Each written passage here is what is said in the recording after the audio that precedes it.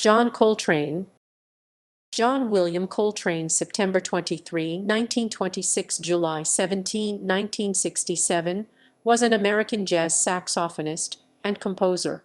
Working in the bebop and hard bop idioms early in his career, Coltrane helped pioneer the use of modes and was one of the players at the forefront of free jazz. He led at least 50 recording sessions and appeared on many albums by other musicians, including trumpeter Miles Davis and pianist Thelonious Monk. Over the course of his career, Coltrane's music took on an increasingly spiritual dimension, as exemplified on his most acclaimed albums A Love Supreme (1965) and Ascension (1966). He remains the most influential saxophonist in music history and has received numerous posthumous awards, including a Pulitzer Prize in 2007, and was canonized by the African Orthodox Church. His second wife was pianist and harpist Alice Coltrane. The couple had 3 children: John Jr. (1964–1982), a bassist; Ravi, born 1965, a saxophonist; and Oran, born 1967, also a saxophonist. Biography. 1926–1945, early life. Coltrane was born in his parents' apartment at 200 Hamlet Avenue in Hamlet, North Carolina, on September 23, 1926. His father was John R. Coltrane, and his mother was Alice Blair. He grew up in High Point, North Carolina, and attended William Penn High School. Beginning in December 1938, his father, aunt, and grandparents died within a few months of one another, leaving him to be raised by his mother and a close cousin. In June 1943, he moved to Philadelphia. In September, his mother bought him his first saxophone, an alto. He played clarinet and alto horn in a community band before beginning alto saxophone in high school. From early to mid-1945, he had his first professional work, a cocktail lounge trio with piano and guitar. An important moment in the progression of Coltrane's musical development occurred on June 5, 1945, when he saw Charlie Parker perform for the first time. In a Downbeat magazine article in 1960, he recalled, "The first time I heard Bird play, it hit me right between the eyes." 1945–1946, military service. To avoid being drafted by the Army, Coltrane enlisted in the Navy on August 6, 1945, the day the first U.S. atomic bomb was dropped on Japan. He was trained as an apprentice seaman at Sampson Naval Training Station in upstate New York before he was shipped to Pearl Harbor, where he was stationed at Manana Barracks, the largest posting of African American servicemen in the world. By the time he got to Hawaii in late 1945, the Navy was downsizing. Coltrane's musical talent was recognized, and he became one of the few Navy men to serve as a musician without having been granted musician's rating when he joined the Melody Masters, the bass swing band. As the Melody Masters was an all-white band, however, Coltrane was treated merely as a guest performer to avoid alerting superior officers of his participation in the band. He continued to perform other duties when not playing with the band, including kitchen and security details. By the end of his service, he had assumed a leadership role in the band. His first recordings, an informal session in Hawaii with Navy musicians, occurred on July 13, 1946. He played alto saxophone on a selection of jazz standards and bebop tunes. He was officially discharged from the Navy on August 8, 1946. He was awarded the American Campaign Medal, Asiatic Pacific Campaign Medal, and the World War Roman II Victory Medal.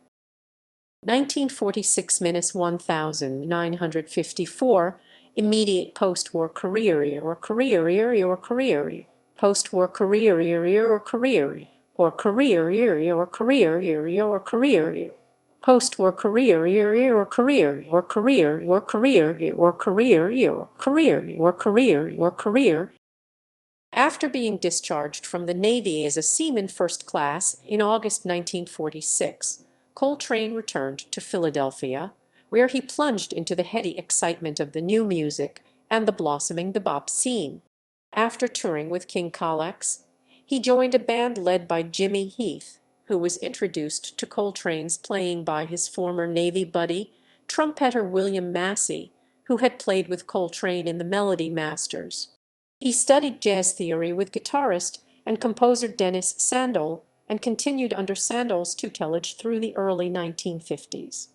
Although he started on alto saxophone, he began playing tenor saxophone in 1947 with Eddie Vinson. Coltrane called this a time when a wider area of listening opened up for me. There were many things that people like Hawk Coleman Hawkins and Ben Webster and Tab Smith were doing in the 40s that I didn't understand, but that I felt emotionally. A significant influence, according to tenor saxophonist Odeon Pope, was the Philadelphia pianist, composer and theorist Hassan Ibn Ali. Hassan was the clue to the system that Train uses. Hassan was the great influence on Train's melodic concept.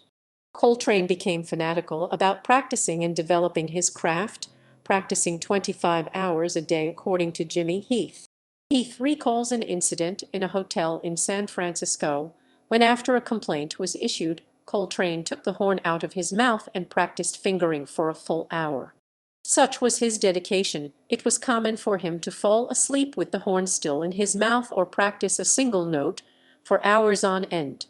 Charlie Parker, who Coltrane had first heard perform before his time in the Navy, became an idol, and he and Coltrane would play together occasionally in the late 1940s. He was a member of groups led by Dizzy Gillespie, Earl Bostic, and Johnny Hodges in the early to mid-1950s. 1955–1957, Miles and Monk period. In 1955, Coltrane was freelancing in Philadelphia while studying with guitarist Dennis Sandel when he received a call from trumpeter Miles Davis. Davis had been successful in the 1940s, but his reputation and work had been damaged in part by heroin addiction. He was again active and about to form a quintet. Coltrane was with this edition of the Davis Band known as the First Great Quintet, along with Red Garland on piano, Paul Chambers on bass, and Philly Joe Jones on drums from October 1955 to April 1957, with a few absences. During this period, Davis released several influential recordings that revealed the first signs of Coltrane's growing ability. This quintet, represented by 2 marathon recording sessions for Prestige in 1956, resulted in the albums Cookin', Relaxin', Workin', and Steamin'. The First Great Quintet disbanded due in part to Coltrane's heroin addiction. During the later part of 1957, Coltrane worked with Thelonious Monk at New York's Five Spot Cafe and played in Monk's court July–December 1957, but, owing to contractual conflicts, took part in only one official studio recording session with this group. Coltrane recorded many sessions for Prestige under his own name at this time, but Monk refused to record for his old label. A private recording made by Juanita Nema Coltrane of a 1958 reunion of the group was issued by Blue Note Records as Live at the Five Spot Discovery in 1993. A high-quality tape of a concert given by this quartet in November 1957 was found later and was released by Blue Note in 2005. Recorded by Voice of America, the performances confirm the group's reputation, and the resulting album, Thelonious Monk Quartet with John Coltrane at Carnegie Hall, is very highly rated. Blue Train, Coltrane's sole date as leader for Blue Note, featuring trumpeter Lee Morgan, bassist Paul Chambers, and trombonist Curtis Fuller, is often considered his best album from this period. 4 of its 5 tracks are original Coltrane compositions, and the title track Moment's Notice and Lazy Bird have become standards. Both tunes employed the first examples of his chord substitution cycles, known as Coltrane changes. 1958, Davis and Coltrane. Coltrane rejoined Davis in January 1958. In October of that year, jazz critic Ira Gitler coined the term sheets of sound to describe the style Coltrane developed with Monk and was perfecting in Davis's group. now a sextet. His playing was compressed, with rapid runs cascading in very many notes per minute. Coltrane recalled, "I found that there were a certain number of chord progressions to play in a given time, and sometimes what I played didn't work out in eighth notes, 16th notes, or triplets. I had to put the notes in uneven groups like fives and sevens in order to get them all in." Coltrane stayed with Davis until April 1960, working with alto saxophone. During this time he participated in the Davis Sessions Milestones and Kind of Blue and the Concert Recordings Miles, and Monk at Newport 1963, and Jazz at the Plaza 1958. 1959–1961 period with Atlantic Records. At the end of this period, Coltrane recorded Giant Steps 1960, his issued album as leader for Atlantic, which contained only his compositions. The album's title track is generally considered to have one of the most difficult chord progressions of any widely played jazz composition. Its altered chord progression cycles came to be known as Coltrane changes. His development of these cycles led to further experimentation with improvised melody and harmony that he continued throughout his career. Coltrane formed his first quartet for live performances in 1960 for an appearance at the Jazz Gallery in New York City. After moving through different personnel, including Steve Kuhn, Pete LaRocca, and Billy Higgins, he kept pianist McCoy Tyner, bassist Steve Davis, and drummer Elvin Jones. Tyner, a native of Philadelphia, had been a friend of Coltrane for some years, and the two men had an understanding that Tyner would join the band when he felt ready. My Favorite Things 1961 was the first album recorded by this band. It was Coltrane's first album on soprano saxophone, which he began practicing while with Miles Davis. It was considered an unconventional move because the instrument was more associated with earlier jazz. 1961–1962, first years with Impulse Records. 1962–1965, classic quartet period. In 1962, Dolphy departed and Jimmy Garrison replaced Workman as bassist. From then on, the classic quartet, as it came to be known, with Tyner, Garrison, and Jones, produced searching, spiritually driven work. Coltrane was moving toward a more harmonically static style that allowed him to expand his improvisations rhythmically, melodically, and motivically. Harmonically complex music was still present, but on stage Coltrane heavily favored continually reworking his standards impressions. My Favorite Things and I Want to Talk About You. The criticism of the quintet with Dolphy may have affected Coltrane. In contrast to the radicalism of his 1961 recordings at the Village Vanguard, his studio albums in the following 2 years, with the exception of Coltrane 1962, which featured a blistering version of Harold Arlen's Out of This World, were much more conservative. He recorded an album of ballads and participated in album collaborations with Duke Ellington and singer Johnny Hartman, a baritone who specialized in ballads. The album Ballads, recorded 1961–62, is emblematic of Coltrane's versatility, as the quartet shed new light on standards, such as It's Easy to Remember. Despite a more polished approach in the studio, in concert the quartet continued to balance standards and its own more exploratory and challenging music, as can be heard on the Impressions recorded 1961–63, live at Birdland and Newport 63, both recorded 1963. Impressions consists of 2 extended jams, including the title track along with Dear Old Stockholm, After the Rain, and a blues. Coltrane later said he enjoyed having a balanced catalog. On March 6, 1963, the group entered Van Gelder's studio in New Jersey and recorded a session that was lost for decades after its master tape was destroyed by Impulse Records. On June 29, 2018, Impulse released Both Directions at Once, the lost album, made up of 7 tracks made from a spare copy Coltrane had given to his wife. On March 7, 1963, they were joined in the studio by Hartman for the recording of 6 tracks for the John Coltrane and Johnny Hartman album, released that July.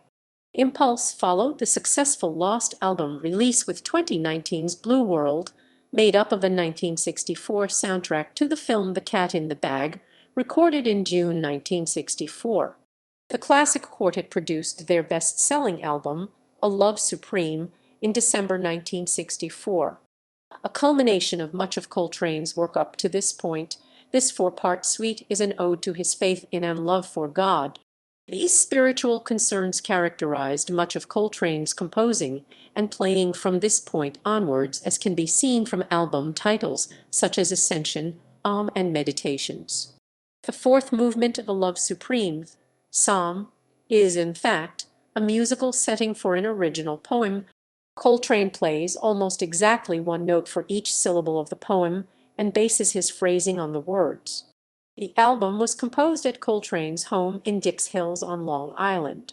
The quartet played A Love Supreme live only 3 times, recorded twice in July 1965 at a concert in Antibes, France, and in October 1965 in Seattle, Washington. A recording of the Antibes concert was released by Impulse in 2002 on the remastered deluxe edition of A Love Supreme, and again in 2015 on the Super Deluxe edition of the Complete Masters. A recently discovered second amateur recording titled A Love Supreme, live in Seattle, was released in 2021. 1965, Avant-garde Jazz and the Second Quartet. In his late period, Coltrane showed an interest in the avant-garde jazz of Ornette Coleman, Albert Ayler, and Sun Ra. He was especially influenced by the dissonance of Ayler's trio with bassist Gary Peacock, who had worked with Paul Bley and drummer Sonny Murray, whose playing was honed with Cecil Taylor as leader. Coltrane championed many young free jazz musicians such as Archie Shepp, and under his influence Impulse became a leading free jazz label. After A Love Supreme was recorded, Ayler's style became more prominent in Coltrane's music. A series of recordings with the classic quartet in the first half of 1965 show Coltrane's playing becoming abstract, with greater incorporation of devices like multiphonics, use of overtones, and playing in the altissimo register, as well as a mutated return of Coltrane's sheets of sound. In the studio, he all but abandoned soprano saxophone to concentrate on tenor. The quartet responded by playing with increasing freedom. The group's evolution can be traced through the albums The John Coltrane Quartet Plays, Living Space, Transition, New Thing at Newport, Sonship, and First Meditations. In June 1965, he went into Van Gelder's studio with 10 other musicians including Shepp, Pharoah Sanders, Freddie Hubbard, Marion Brown, and John Teachikai to record Ascension, a 38-minute piece that included solos by young avant-garde musicians. The album was controversial primarily for the collective improvisation sections that separated the solos. After recording with the quartet over the next few months, Coltrane invited Sanders to join the band in September 1965. While Coltrane frequently used overblowing as an emotional exclamation point, Sanders was involved in the search for human sounds on his instrument, employing a tone which blasted like a blowtorch and drastically expanding the vocabulary of his horn by employing multiphonics, growling, and high-register squeals that could imitate not only the human song, but the human cry. Regarding Coltrane's decision to add Sanders to the band, Gary Giddens wrote, "Those who had followed Coltrane to the edge of the galaxy now had the added challenge of a player who appeared to have little contact with Earth." 1965–1967, adding to the quartet. By late 1965, Coltrane was regularly augmenting his group with Sanders and other free jazz musicians. Rashid Ali joined the group as a second drummer. This was the end of the quartet. Claiming he was unable to hear himself over the 2 drummers, Tyner left the band shortly after the recording of Meditations. Jones left in early 1966, dissatisfied by sharing drumming duties with Ali and stating that, concerning Coltrane's latest music, only poets can understand it. In interviews, Tyner and Jones both voiced their displeasure with the music's direction. However, they would incorporate some of the intensity of free jazz in their solo work. Later, Both musicians expressed tremendous respect for Coltrane. Regarding his late music, Jones stated, "Well, of course it's far out, because this is a tremendous mind that's involved. You know, you wouldn't expect Einstein to be playing jacks, would you?" Tyner recalled, "He was constantly pushing forward. He never rested on his laurels. He was always looking for what's next. He was always searching, like a scientist in a lab, looking for something new, a different direction. He kept hearing these sounds in his head." Jones and Tyner both recorded tributes to Coltrane, Tyner with Echoes of a Friend 1972, and Blues for Coltrane, a tribute to John Coltrane 1987, and Jones with Live in Japan 1978, Dear John C. 1978, and Tribute to John Coltrane, A Love Supreme 1994. There is speculation that in 1965 Coltrane began using LSD, informing the cosmic transcendence of his late period.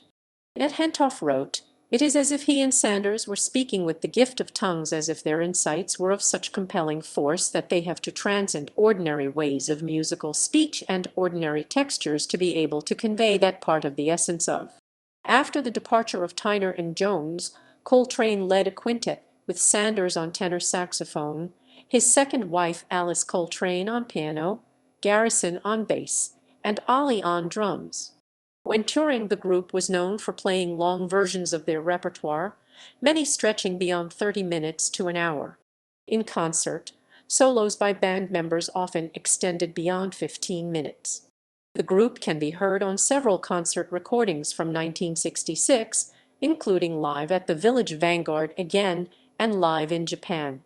In 1967, Coltrane entered the studio several times.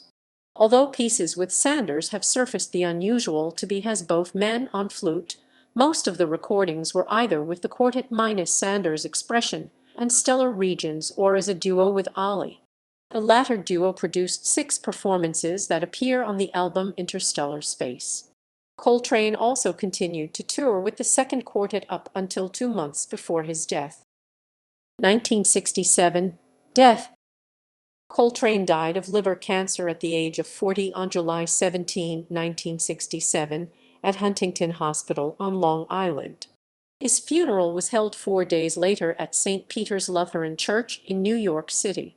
The service was started by the Albert Ayler Quartet and finished by the Ornette Coleman Quartet.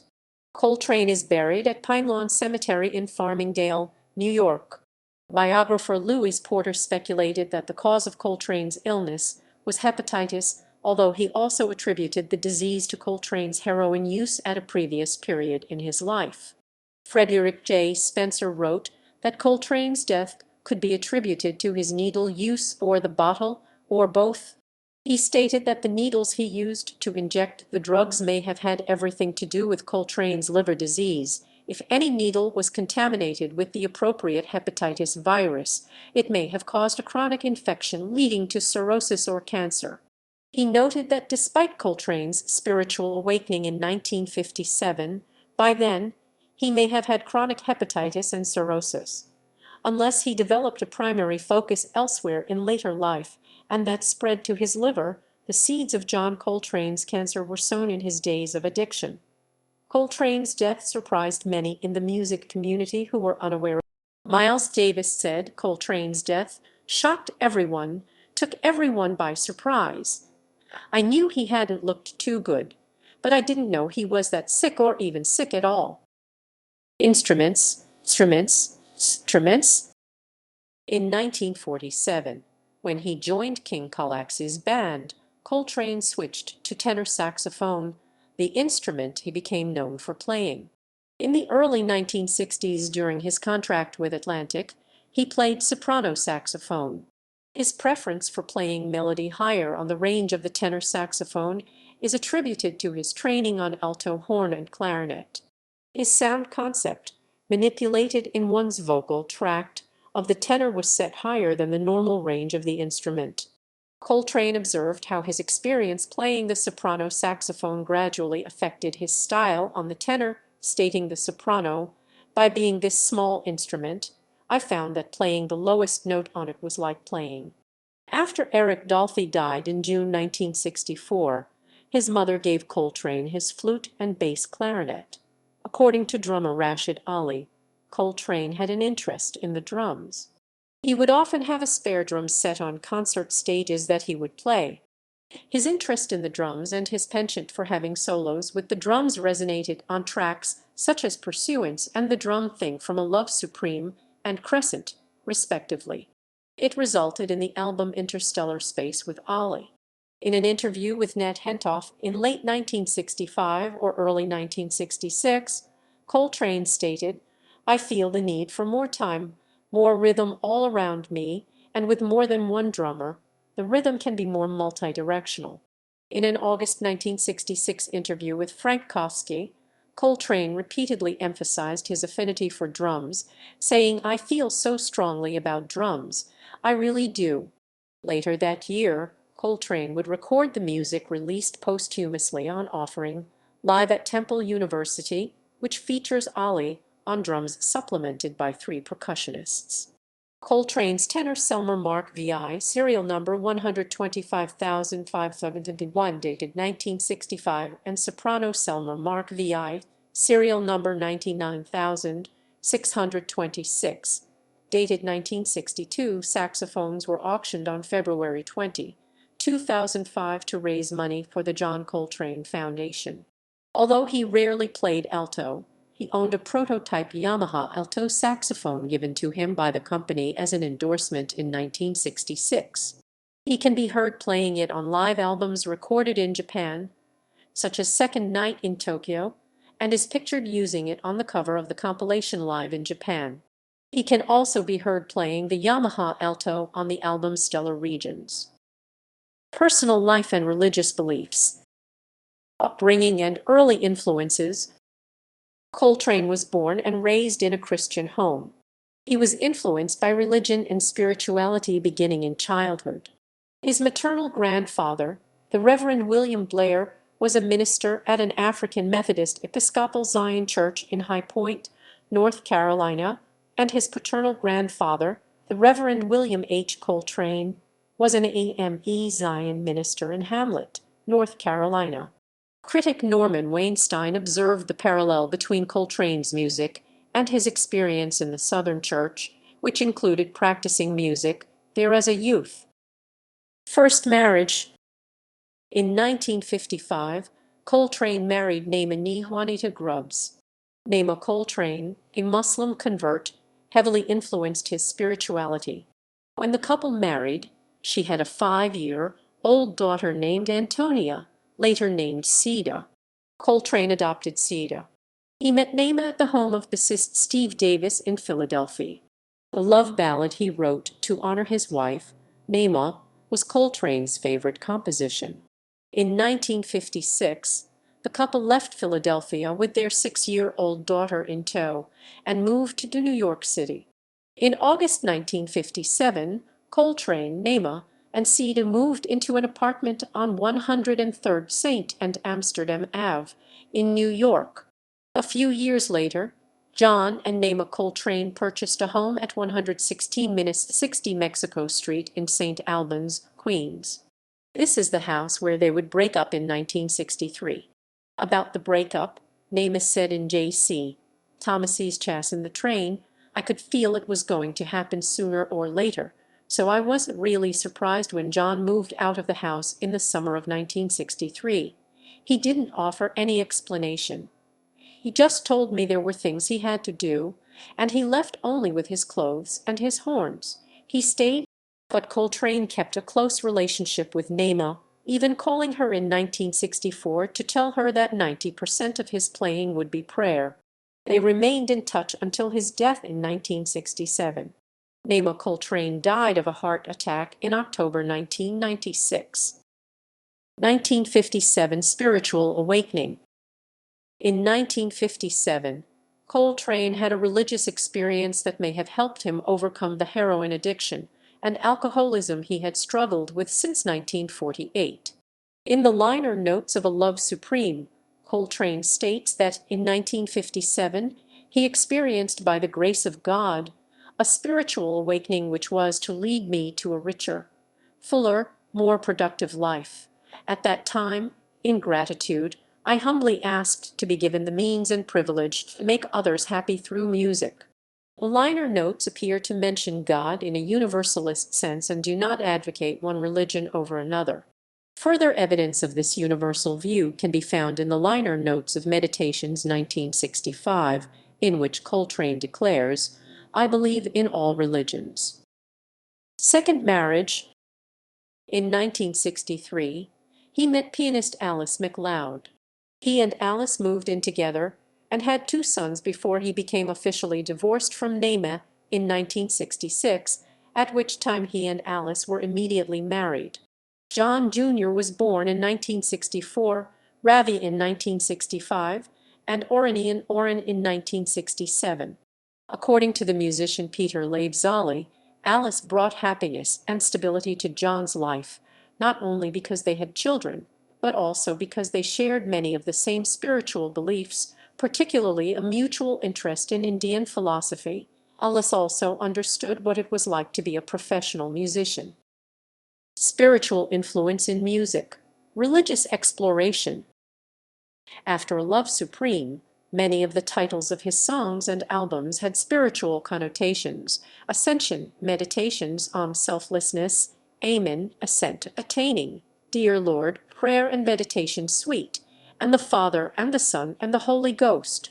His library of books included the Gospel of Sri Ramakrishna, the Bhagavad Gita, and Paramahansa Yogananda's Autobiography of a Yogi. The last of these describes, in Laibzali's words, a search for universal truth, a journey that Coltrane had also undertaken. Yogananda believed that both Eastern and Western spiritual paths were efficacious and wrote of the similarities between Krishna and Christ. This openness to different traditions resonated with Coltrane, who studied the Quran. He also explored Hinduism, Jiddu Krishnamurti, African history, the philosophical teachings of Plato and Aristotle, and Zen Buddhism. In October 1965, Coltrane recorded Om, referring to the sacred syllable in Hinduism, which symbolizes the infinite or the entire universe. Coltrane described Om as the first syllable, the primal word, the word of power. The 29-minute recording contains chants from the Hindu Bhagavad Gita and the Buddhist Tibetan Book of the Dead and a recitation of a passage describing the primal verbalization, Om as a cosmic/spiritual common denominator in all things. Study of world music. Coltrane's spiritual journey was interwoven with his investigation of world music. He believed in not only a universal musical structure that transcended ethnic distinctions, but also being able to harness the mystical language of music itself. His study of Indian music led him to believe that certain sounds and scales could produce specific emotional meanings. According to Coltrane, the goal of a musician was to understand these forces, control them, and elicit a response from the audience. He said, "I would like to bring to people something like happiness. I would like to discover a method so that if I want it to rain, it will start right away to rain. If one of my friends is ill, I'd like to play a certain song and he will be cured. When he'd be broke, I'd bring out a different song and immediately he'd receive all the money he needed." Veneration. Selected discography. The discography below lists albums conceived and approved by Coltrane as a leader during his lifetime. It does not include his many releases as a sideman, sessions assembled into albums by various record labels after Coltrane's contract expired, sessions with Coltrane as a sideman later reissued with his name featured more prominently, or posthumous compilations, except for the one he approved before his death. See main discography link above for full list. John Coltrane was among hundreds of artists whose material was destroyed in the 2008 Universal fire. Prestige and Blue Note Records. Coltrane debut solo LP 1957, Blue Train 1958, John Coltrane with the Red Garland Trio 1958, Soul Train 1958. Atlantic Records. Giant Steps 1960, Coltrane Jazz 1961, My Favorite Things 1961, All Coltrane 1961, Impulse Records Africa/Brass 1961. Live at the Village Vanguard 1962. Coltrane 1962. Duke Ellington and John Coltrane 1963. Ballads 1963. T3. T3. T3. Teen 63. Teen 63. Teen 63. T3. Teen 63. Teen 63. John Coltrane and Johnny Hartman 1963. Impressions 1963. Live at Birdland 1964. Crescent 1964. A Love Supreme 1965. The John Coltrane Quartet Plays 1965. Ascension 1966. New Thing at Newport 1966. Meditations 1966. Live at the Village Vanguard again 1966. Kulu Si Mama 1967. Expression 1967. Sessionography. Awards and honors. In 1965, Coltrane was inducted into the Downbeat Jazz Hall of Fame. In 1972, A Love Supreme was certified gold by the RIAA for selling over 500,000 copies in Japan. This album was certified gold in the United States in 2001. In 1982, he was awarded a posthumous Grammy for Best Jazz Solo Performance on the album Bye Bye Blackbird, and in 1997, he was awarded the Grammy Lifetime Achievement Award. In 2002, scholar Molfi Keat Ascent named him one of his 100 greatest African Americans. He was awarded a special Pulitzer Prize in 2007, citing his masterful improvisation, supreme musicianship, and iconic centrality to the history of jazz. He was inducted into the North Carolina Music Hall of Fame in 2009. A former home, the John Coltrane House in Philadelphia, was designated a National Historic Landmark. His last home, the John Coltrane home in the Dix Hills district of Huntington, New York, where he resided from 1964 until his death. Their son Ravi, named after Ravi Shankar, is also a saxophonist. The parent company of Impulse, from 1965 to 1979 known as ABC Records, purged much of its unreleased material in the 1970s. An early documentary on jazz was made in 1990 by fellow musician Robert Palmer, called The World According to John Coltrane. Chasing Train, the John Coltrane documentary, is a 2016 American film directed by John Schoenfeld. Narrated by Denzel Washington, the film chronicles the life of Coltrane in his own words and includes interviews with such admirers as Wynton Marsalis, Sonny Rollins, Bill Clinton, and Cornel West.